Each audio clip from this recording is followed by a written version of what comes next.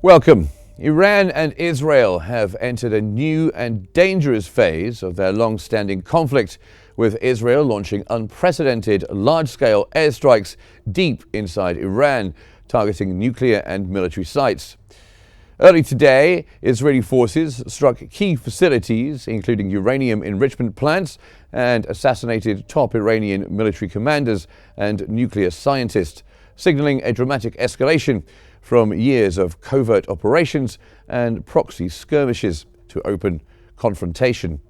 Tehran responded with vows of severe retaliation and launched drone attacks against Israeli territory, raising fears of a wider regional war. This sudden flare-up comes amid stalled nuclear negotiations and Iran's accelerated uranium enrichment, which Israel views as an existential threat. As the situation rapidly unfolds, critical questions loom. How far will this conflict escalate? Could diplomatic efforts still prevent a full-scale war? And what will be the broader impact on Middle East stability and global security?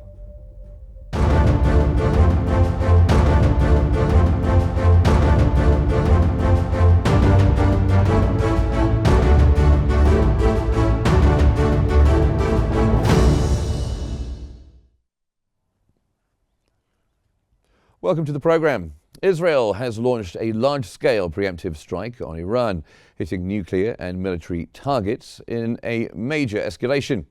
The Israeli army confirmed completing the first phase of its operation, striking dozens of sites, including nuclear facilities and military compounds across Iran. Prime Minister Benjamin Netanyahu said the offensive aims to dismantle Iran's nuclear infrastructure, missile factories and military strength, and will continue for as many days as it takes. Both countries closed their airspace and Israel declared a state of emergency.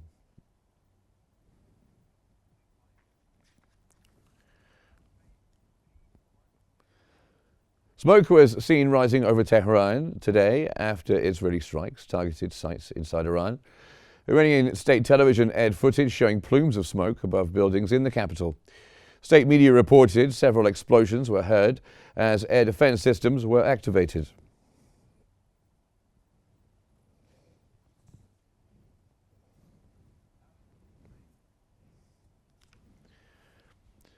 Smoke was also seen rising from Iran's Tabriz airport after the Israeli airstrikes across multiple sites.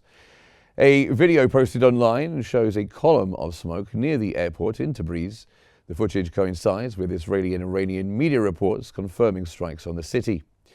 Israel says the operation targeted nuclear facilities, missile factories, and top Iranian commanders to prevent Tehran from developing a nuclear weapon.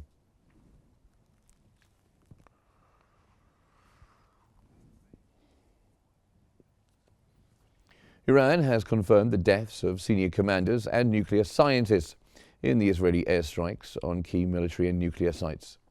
The strike reportedly hit Iranian nuclear facilities, missile factories and top leadership compounds. Among those killed were IRGC Commander Hossein Salemi and Armed Forces Chief of Staff Mohammad Bagheri.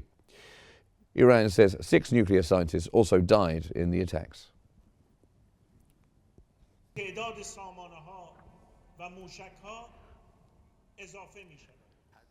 Iran's foreign ministry has condemned Israeli strikes as violations of international law and vowed to respond. In a statement, Iran called the Israeli attacks blatant attacks and acts of aggression that breach the UN Charter. Tehran affirmed its right to retaliate and warned its armed forces will defend the country without hesitation. The statement urged the UN and Islamic nations to take decisive action. Iran also accused the United States of backing the strikes and said Washington must be held responsible.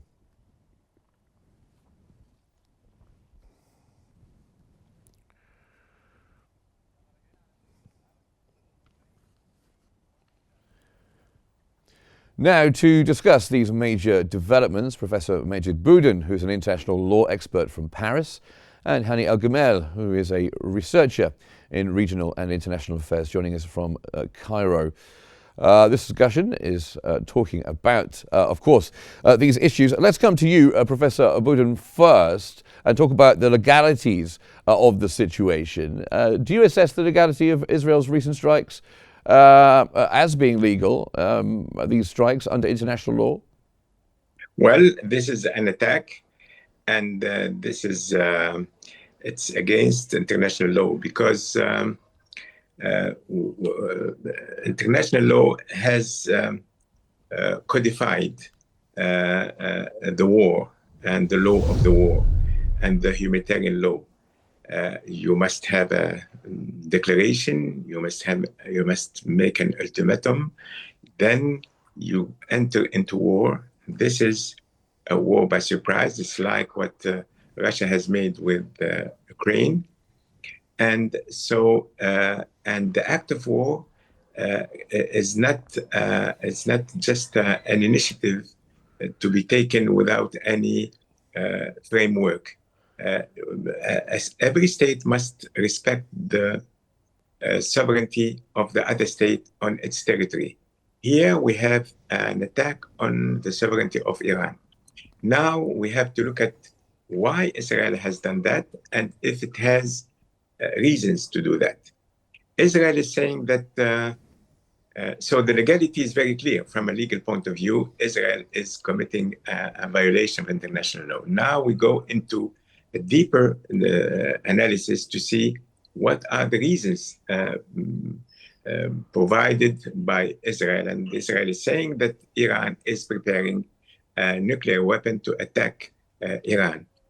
It's the burden of proof is on Israel, and Israel did not come with this evidence, and this evidence must be put before the International Court of Justice.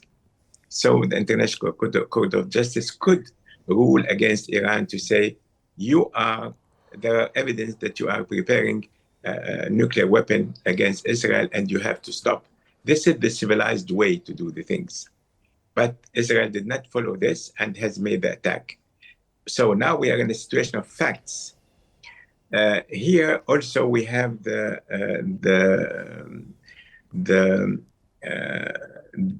agency of nuclear power in Vienna, who is involved in this matter. There are discussions, there are negotiations for several years now, for more than 10 years.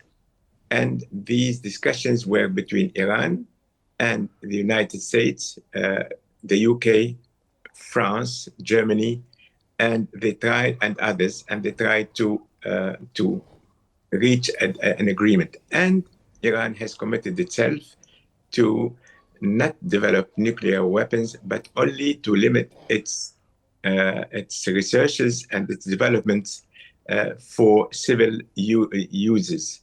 So if Iran can establish that this is the reality, it must open the possibilities for this international agency on nuclear power to control the factories and to control the premises on which these things are.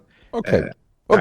We'll come back to discuss these issues further, but I just want to bring Hani Al-Gamal in. What is your take on these attacks? Were you surprised when you saw that Israel had launched the attacks on Iran?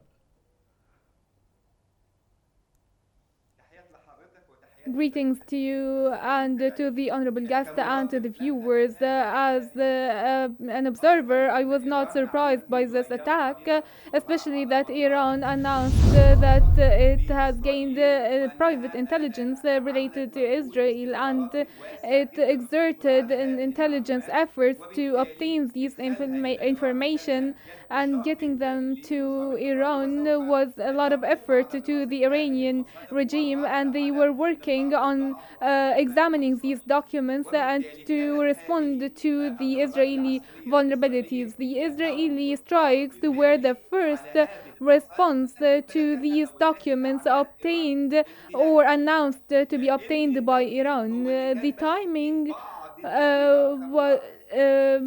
was the only thing surprising to me as an observer. Was Israel was going to wait to the end of the negotiations with the United States, and if it failed, they will coordinate with the United States to direct a strike. But I think Israel was proactive to launch this strike as the first actual response to Iran announcing and obtaining these documents related to very important nuclear facilities in Israel.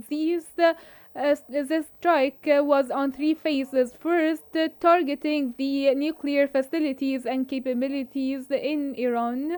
Second, targeting the highest level military leadership in Iran, which is an intelligence breach inside Iran, because the way of assassination was from inside Iran with short term missiles, which means that the coordinates was launched and released from inside Iran and not by the airstrikes launched by Israel from the outside.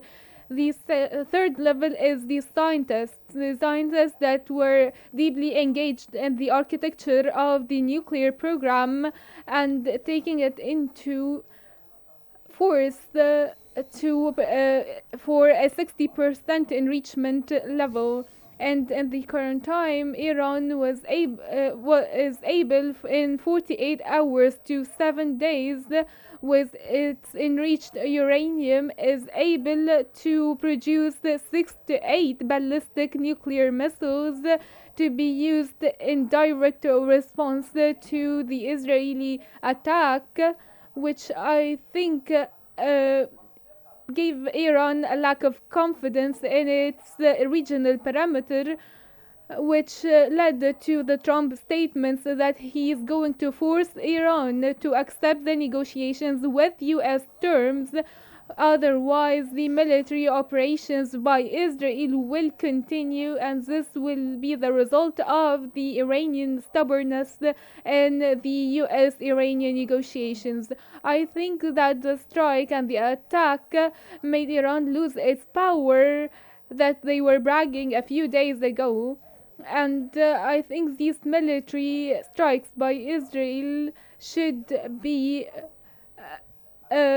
proportionately responded to by Iran. And what happened in the Biden term is no longer meeting the Iranian expectations, as these strikes might actually create internal chaos that might affect the composition of the Iranian society and will increase the Israeli desire to actually target Khamenei, which is the highest political leadership in the Iranian internal side. Okay. Let me bring Professor Boudin back in. You were mentioning there, Professor Boudin, the fact that if Israel were making some kind of preemptive strike, as they have, it's on Israel for the burden of proof, claiming that Iran is making a nuclear weapon. I think Netanyahu said it could be in a year, 2 years, it could be in 6 months, and he doesn't seem to care. And of course, Iran is claiming that they are just doing normal nuclear power proliferation, not weapons. So where do we go from here? Well, this is first of all, we have seen that even if these casualties and these attacks has made huge damages on Iran, it will not help Israel to make itself more secure. And it will not win its security by attacking in that way. And Iran also they will retaliate probably, and this is expected. But Iran also will not win this war. So this war must end quickly by negotiations and by serious negotiation. The point here of the negotiations is whether the negotiations will take place under this pressure of the Israeli attack, or it will take its place under the rule of international law. And this is the major point that must be addressed during the next session of the negotiations. And there will be negotiations because and the negotiations must have as a matter as a matter, they must have the solution of the issues in the whole area: the Palestinian question, the Palestinian state, the security of Israel, and the security of Palestine in the same time. We cannot today speak about the security of Israel without speaking about the security of the Palestinian state, and we cannot speak about the security of the Palestinian state without speaking about the security of Israel state, the Israeli state. So this issue must be put on the table. Second, the file of Lebanon, the south part of Lebanon, must be now under the control of the Lebanese state. And the Golan Heights and the situation in Syria must be resolved, and the relations between Israel and Iran and the Arab Gulf and the region and all the Middle East situation. And the economic side of it, how we resolve the problem of Gaza, also of Gaza, how we resolve the economic matters, the oil fields in Gaza, the gas fields in Gaza, all these matters, how we lift the siege. All these things must be done in the same way. The other thing is the negotiations cannot be held between Israel and Iran or Israel and the United States only, but Europe must take place in this solution, because it's the security of Europe is linked with the security of the Middle East, and also all the Arab countries in the Middle East with Israel must be around the table. So this is the matter that should be tackled. And we see that in few days we'll have this conference in the United Nations by France and Saudi Arabia about the creation of a Palestinian state, and so the timing is really to jeopardize this possible declaration and the recognition of the Palestinian state.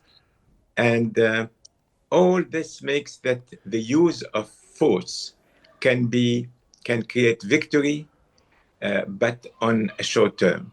Victory must be the victory of peace when all come together and find the way out with a treaty which can establish the security of each part. Okay, and Hania Gumel, coming back to you, what would you say are the potential consequences for the region?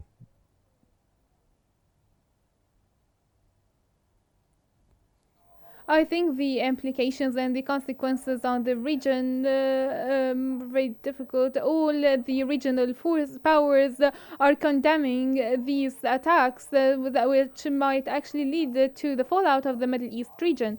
We have seen an Arab regional and international condemnation of such strikes that might lead to a full-scale war, and not to only engage certain parties to this conflict.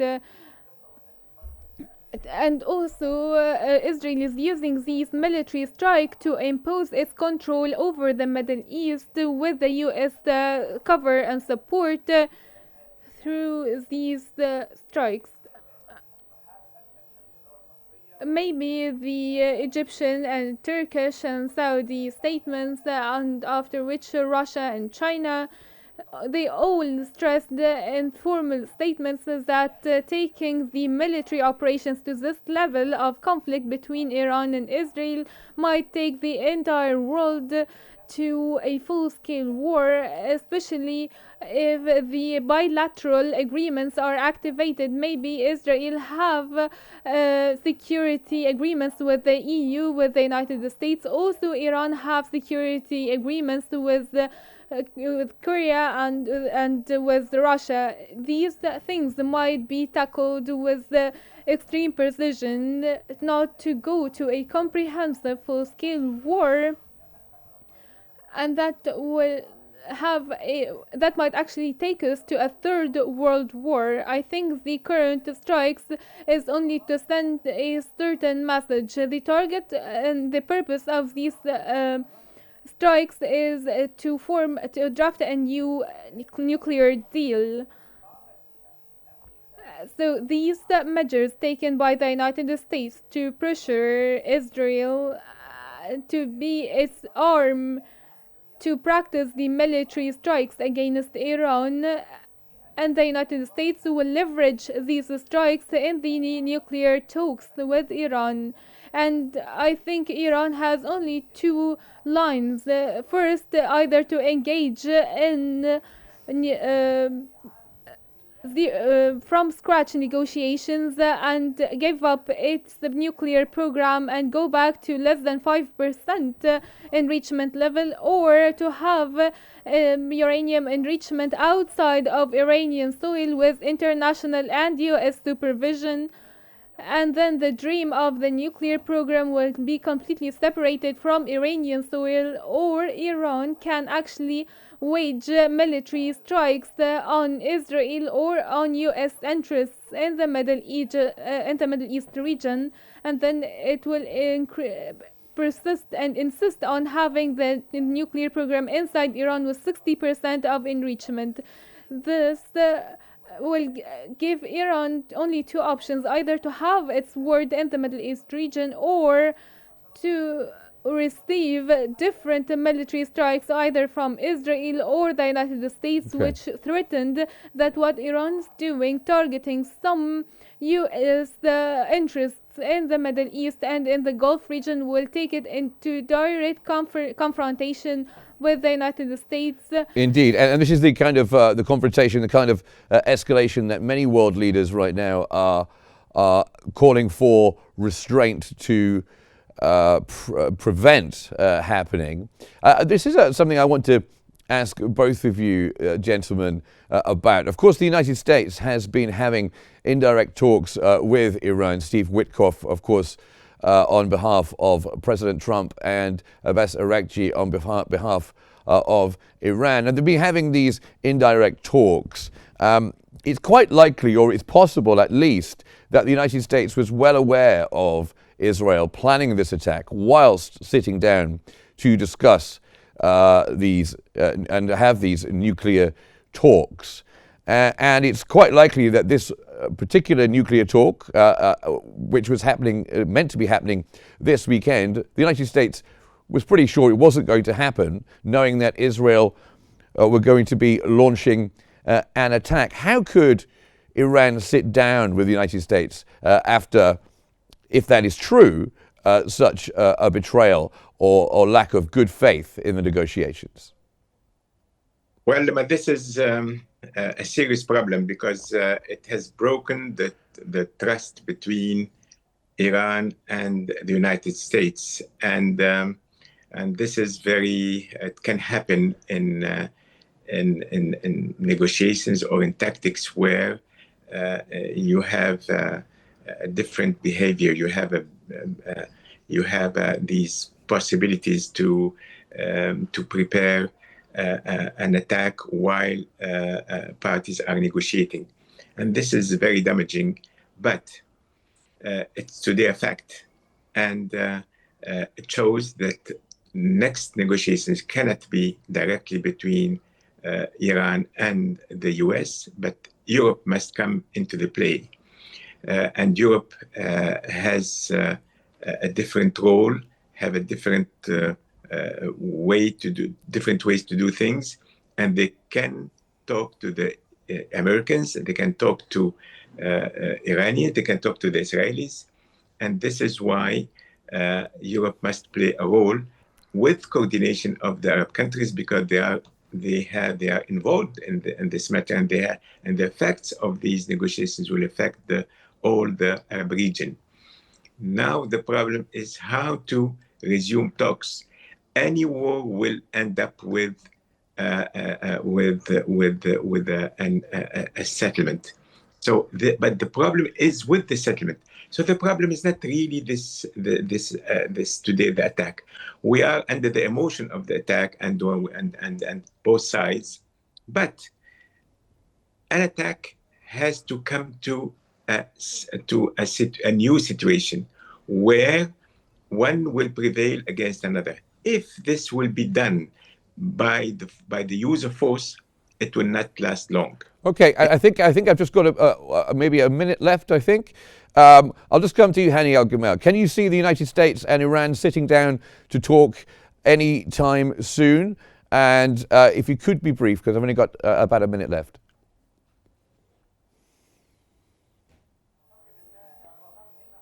I think the bet here is on the Iranian response. If Iran realizes very well of its power and going 2 for 2 with the United States, they will go to negotiations.